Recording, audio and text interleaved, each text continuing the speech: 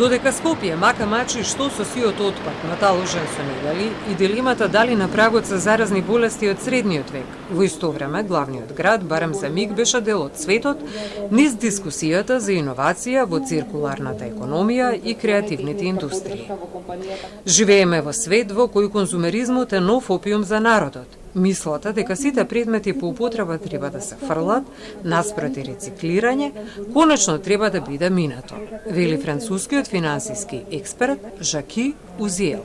Но на кое ниво е свеста за циркуларната економија и креативните индустрии во Франција? Тоа се барања кои што секој се стое во некаков во некоја страна, ставени на страна во некоја фиока. Циркуларната економија е во полн развој во овој момент. Тоа што е важно да се обучат операторите, да се дадат некакви стимулации, фискални даночни стимулации или субвенции за да се рециклираат, за да се поправа различни предмети или машини. За Виктор Мицковски доволно е да го видите ѓубрето во и покрај Вардар и сами да заклучите на кое ниво е свеста за циркуларната економија во земјава. Во своето излагање тој се осврна на текстилниот отпад во градежните материјали.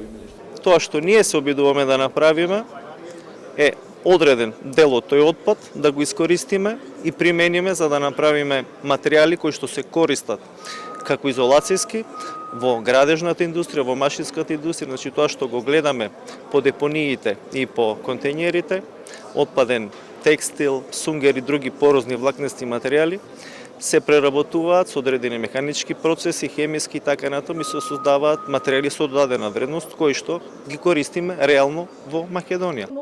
Со години наназад и модната дизајнерка Ирина Тошева низ пракса покажува што значи циркуларна економија во модата и дека тоа треба да биде наша реалност. Што значи текстилен отпад и каде истиот да се одлага. Може би граѓаните ги забележиле и оние курпи за стара облека во поголем дел од брендовите, во продавниците, иако фали една многу голема кампања на оваа тема за да знаат каде да ги донираат старите работи, дека донации во хуманитарни организации не е единственото место каде што треба да дадат тие облеки, дека не се ни секогаш соодветно место и дека ако едноставно облеките се во лоша состојба и не може веќе ништо да се прави, треба да дадат во овие кутии или па да најдат некој начин како да ги реупотребат, да ги пренаменат. Според Тошева, важно е да се подигне свеста дека брзата модна индустрија се вбројува во еден од најголемите загадувачи на животната средина. Затоа мора да се користат ресурсите кои се веќе искористени, при тоа да не се заборави на луѓето кои се вклучени во тој процес и соодветно вреднување на нивниот труд.